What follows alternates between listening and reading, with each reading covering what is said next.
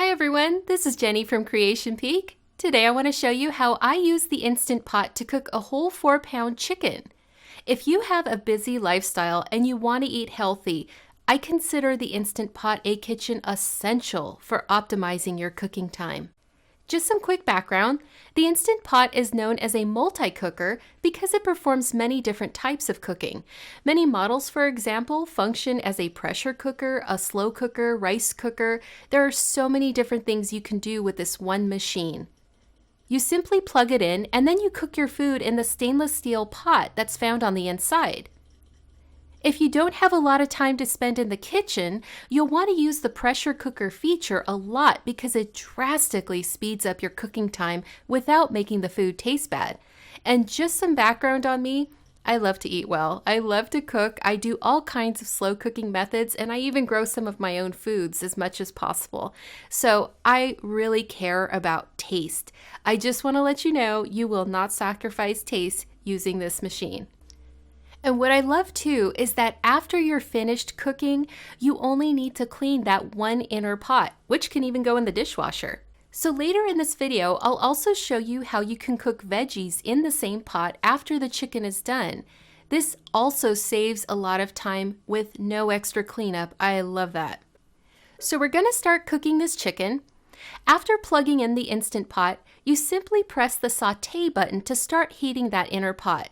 This gives you the opportunity to give your chicken a beautiful golden brown on both sides. This is actually time hack number 1 because normally you would need a separate pan for the sauté. So after pressing the button, you simply add 2 tablespoons of your fat of choice, for example, butter, ghee, oil, and then you just give it a couple of minutes to heat up. While the pot is heating up, this is an opportune time to season your chicken. So you can tell the Instant Pot is sufficiently heated by putting a couple of drops of water in the pot and hearing that sizzle. Then you simply add your chicken to the pot and allow it to brown for about 5 minutes on each side. Once that's done, press the cancel button to stop the sauté cooking. Remove your chicken and then add the metal trivet that comes with the Instant Pot to the bottom. Then pour in 1 cup of chicken stock. And just a note about the stock, I don't always have chicken stock on hand when I'm making recipes like this, so I just add water. I mean, as the chicken's cooking, it's going to make a stock anyway, and it does taste delicious, so I wouldn't worry if you don't have stock. Now, position your chicken on top of the trivet and put the lid on. There's a toggle switch at the very top of the pot that says venting and sealing.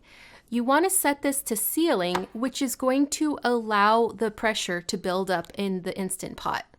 Press the button that allows you to start cooking your food on high pressure. Now, depending on the Instant Pot model you have, this button may say manual, while other models may say pressure.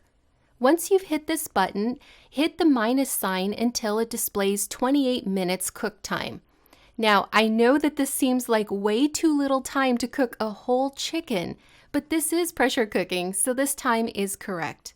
From here, the Instant Pot is going to take about 10 minutes to build up pressure, then it'll cook the 28 minutes we specified, and then it will come down in pressure. In this case, we're doing what's known as a natural release, which means we're allowing the Instant Pot to release the pressure on its own timing. So this natural release generally takes between 20 and 30 minutes.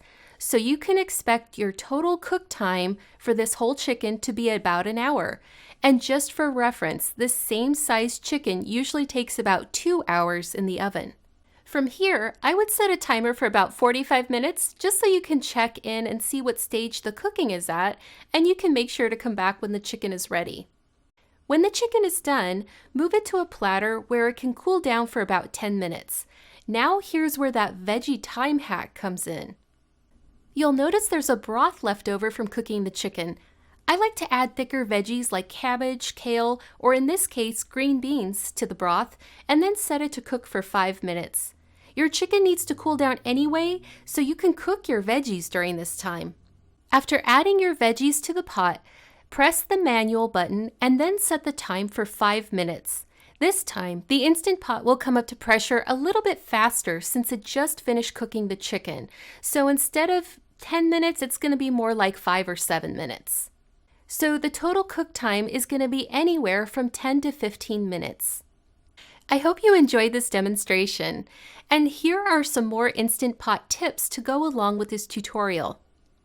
When using the pressure cooking feature, make sure to position your Instant Pot in a spot that doesn't have anything above it like cabinets. You don't want the steam ruining them. Also, make sure to check that toggle switch on the top of your Instant Pot to make sure it is set to the sealing position so that the Instant Pot can build up the pressure to do the cooking. You won't always put this toggle switch in this position because it depends on what type of cooking you're doing, but you do use the sealing position when you're cooking a whole chicken like this. And when your food is done cooking, the Instant Pot will switch to a keep warm mode so it continues to lightly heat your food until you go get it. This is such a helpful feature because it keeps you from burning your food, but in the case of poultry, I wouldn't leave it on the keep warm mode for long because the texture of the food can get a little rubbery. I hope you enjoyed this demonstration. You can find out more about the Instant Pot in an article I wrote about kitchen essentials that optimize your time. Also, cooking a whole chicken like this will give you lots of leftovers, and you can use this cooked chicken for many of the time-saving meal ideas in the What to Cook This Week post I wrote. And finally, if you enjoy time-saving tips like these, you should also check out the Eating Healthy with a Busy Lifestyle series. I'll link all of these in the description below. Thank you so much for joining me and have a wonderful day.